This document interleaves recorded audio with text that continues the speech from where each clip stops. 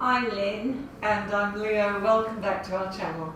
Yes, and today we're going to be practicing Upavistha Konasana. We've been asked to make a video on this pose purely because a lot of our students really want to try to get their head down to the floor, and sometimes they compromise the pose and the integrity goes out of the pose, the back starts to reshape itself. So we're going to show you a method today which is going to help you keep that back nice and straight. So I'll show you the classic action. So you can see here Lin's not working onto a mat. Her heels are off the mat. Many of our students would find that that is a difficult action with the heels onto a sliding surface. But you know, if you're okay doing that, then that's fine.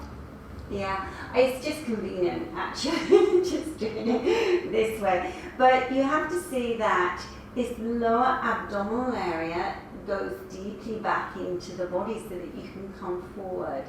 So this is why sometimes we apply props underneath the buttocks, because this action hasn't quite come. Hamstrings a bit tight, the thighs a bit tight. So sitting in this position, taking your hands to your sides of the hips and lifting up. Be sure that you're lifting through the back body, those lower back ribs are lifted. And then reaching for the big toes. So just be here for a moment, don't be in a rush to go into the pose, and re-establish that rooting down of the thighs. The thighs have got to root down and lift again with the spine. And this is really an important action, because as soon as you lose that spinal action, then you start to lose the shape of the pose.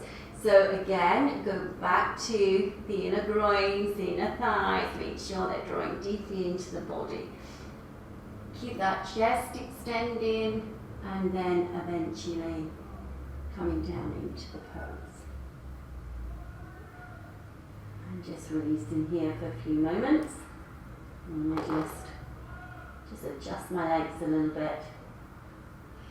So you can see that Lin's kneecaps are facing the ceiling, her thighs are rolling inwards, and the whole of the back of the leg, including the backs of the knees, are in contact with the floor. And her pelvis is really pretty stable because of that abdomen moving in. The pelvis isn't dropping forwards with her. I know, you need that action so much to come up. You have to see that you keep the lower abdomen deeply in towards the spine side, and then coming up, it hasn't finished yet, you've got to bring those legs together.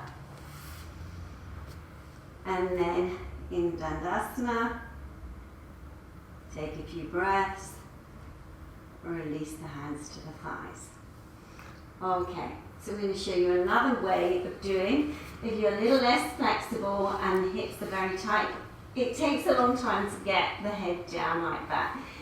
You have to unfold the body gradually over time, so just don't go mad at this, because otherwise you'll end up with really sore groins. You just go step by step. So with all of the yoga poses, don't force the body. There's always a modification that you can use. In this one, we're using a couple of folded blankets to sit on. Many of our students find it really difficult to come into this pose sitting onto the floor. Have a couple of belts. You can use ropes or ties. It's probably a good idea to invest into a couple of belts, and Leo was just showing you her broke that. Now, with the support, Leo's got the couple of blankets here. Be sure that you're sitting well onto the support, because otherwise you tend to slip off of these supports. So lift up, you can see that she's adjusting her thighs and grounding down with the inner thigh. So although it's an outward rotation, you do have to see that there's a stability in the legs. And the stability in the legs comes from the thigh bone being absolutely in line. So you have to see that actually you're not overturning the knee, you're not overturning the feet, as you can see here, and be sharp in the centre of the heel bone. Very important, these small adjustments. And you can use your belts around your feet, and it's really nice to just sit up and pull on the belts and push the belts with your feet, so that you get that action that Lin was talking about of the lower back rib moving in.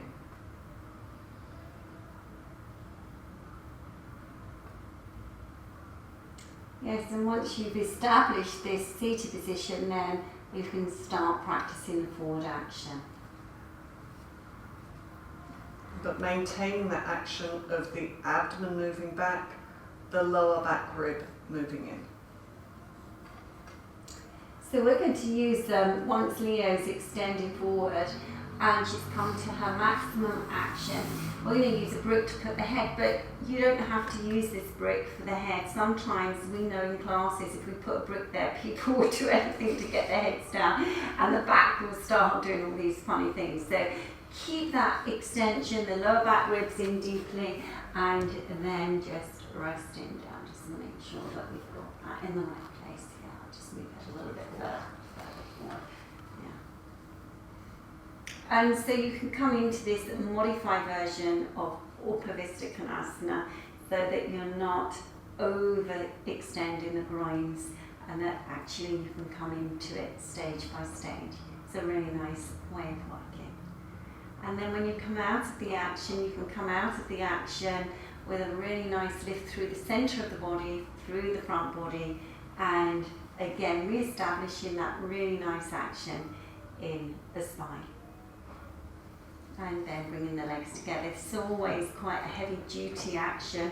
If you're not used to taking the legs in this position, they become very heavy. But it is an important part of the pose to bring the legs back into Dandasana afterwards. Yeah, yeah. So hopefully that will help some of you who find Upavistha Konasana a little bit troublesome. It's a challenging pose for many people. So thank you for joining us today, and if you like our videos, please remember to subscribe, click on the like button, comment, share, join in the community. Yes. We look forward to seeing you next time. We certainly do. Namaste. Namaste.